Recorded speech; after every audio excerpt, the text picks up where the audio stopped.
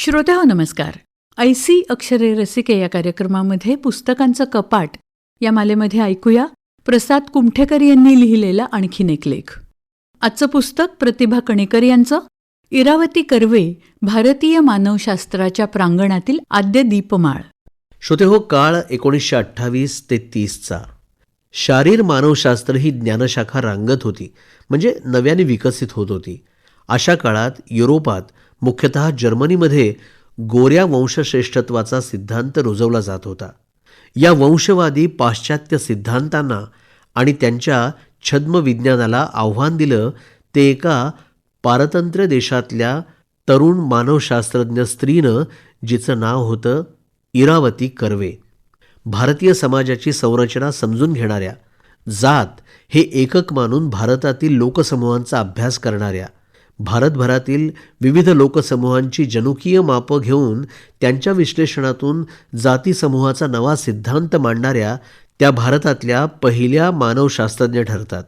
भारतातील जातीयुक्त समाजरचना कशी घडली असावी हे त्यांनी या समाजरचनेला तुकड्या तुकड्यांनी तयार झालेल्या गोधडीची उपमा देऊन फार नेमक्या शब्दात समजावून सांगितलं आहे.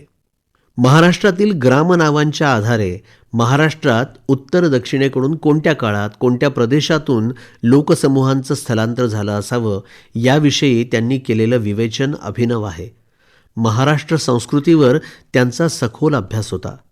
1950 नंतर नवं हिंदू कोड बिल, स्त्रियांचं समाजातील स्थान, शिक्षण व्यवस्था, शिक्षणातील त्रिभाषा सूत्र, गोवध बंदीची चळवळ या ज्वलंत विषयांवर त्यांनी मांडलेले विचार आजही मननीय आहेत.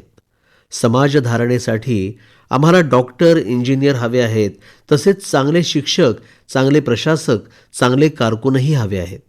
त्यासाठी मानव्य विद्यांचा अभ्यास झाला पाहिजे. आज आम्हाला समाजशास्त्रज्ञांची गरज आहे.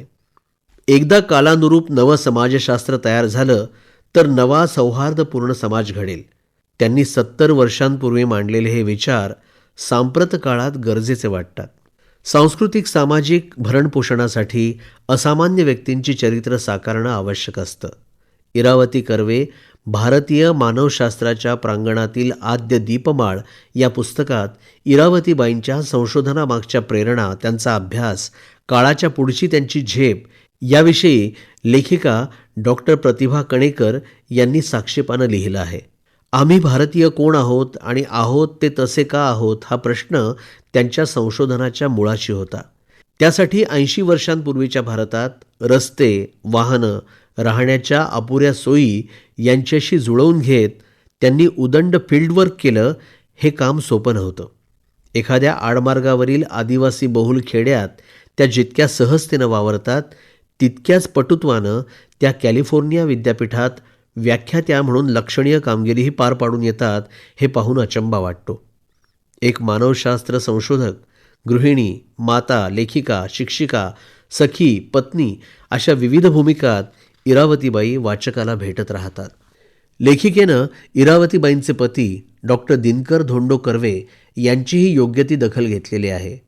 पत्नीची इच्छा आणि तिचा कल पाहून तिला सर्वतोपरीनं प्रोत्साहन देणारा, तिला उच्च शिक्षणासाठी आपल्या वडिलांच्या आणि सासऱ्यांच्या मनाविरुद्ध जाऊन जर्मनीला पाठवणारा, तिच्या व्यक्तिमत्वाचा मान राखणारा, पत्नी संशोधन कार्यासाठी बाहेर गेल्यावर तिच्या अनुपस्थितीत मुलांची काळजी घेणारा, त्यांच्या संगोपनात रस आणि सहभाग घेऊन घर सांभाळणारा, झाडापेरात रमणारा, इरूच्या लेखन कार्यात मदत करणारा, ती आजारी असताना तिच्या लेखांचं शब्दांकन करणारा, तिच्या मृत्यूनंतर तिच्या अप्रकाशित लेखांचा संग्रह संपादित करणारा बुद्धिमान आणि सुस्वभावी सहचर पाहून अभिमानच वाटतो. मानवानं हजारो वर्ष खपून निर्माण केलेल्या संस्कृतीच्या आणि मानवानं हजारो वर्ष केलेल्या अन्यायाच्या आम्ही बायका वारसदार आहोत. संस्कृतीचं हे घेणं आम्ही घेतलं पाहिजे आणि देणं दिलं पाहिजे, असं लिहिणाऱ्या इरावतीबाईंचे विचार वाचकाला स्त्रीकडे पाहण्याची अंतर्दृष्टी देतात. पुस्तकांचं कपाट या मालेमध्ये प्रतिभा कणेकर यांच्या इरावती कर्वे, भारतीय मानवशास्त्राच्या प्रांगणातील आद्य दीपमाळ या पुस्तकाविषयी प्रसाद कुमठेकर यांनी लिहिलेला लेख आत्ताच आपण ऐकला. वाचक स्वर होता दिनेश अडावतकर यांचा. निर्मिती सहाय्य रत्ना मगरे आणि सादरकर्त्या होत्या ज्योत्स्ना केतकर. आणि याचबरोबर ऐसी अक्षरे रसिके हा कार्यक्रम संपला. पुन्हा भेटूया उद्याच्या भागात. नमस्कार.